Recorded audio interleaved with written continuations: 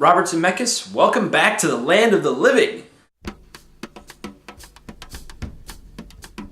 How's it going, everybody? Welcome to the film review, episode number 103, and the film I'm going to be reviewing for you guys today is Flight.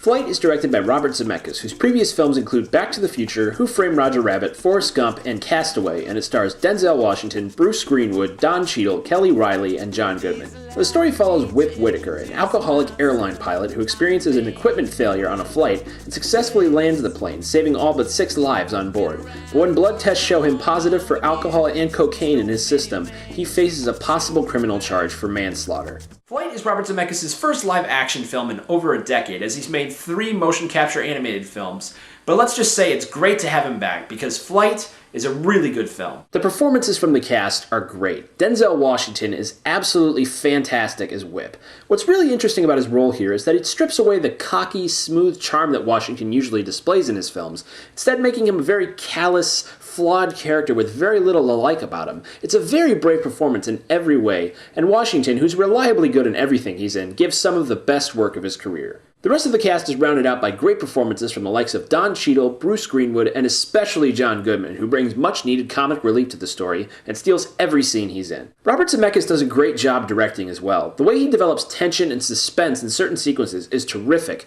especially in the opening plane crash. It's an incredibly harrowing, nerve-wracking experience that Zemeckis captures quite well, and it'll definitely scare you off airplanes for a while. Flight is unlike any film he's ever made. It's a very dark, sometimes grim look at addiction and the dark side of heroism and fame that I think he mostly pulls off. Like I said, Zemeckis mostly pulls it off, but there are a couple things I took issue with.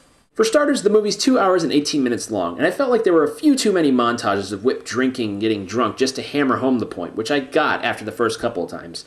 Also, I feel the ending to the film is a little too neat and wrapped up, especially compared with the rest of the film and the tone that it took. It felt a little too nicely packaged, which went against the story in general. Ultimately, I'm going to give Flight a B+. This is a really good return to live action for Robert Zemeckis, featuring a stellar lead performance by Denzel Washington. Definitely check this one out. So that's it for this review. My next review will probably be up tomorrow when I bring you guys an early review of Red Dawn, the new remake of the 1980s action film.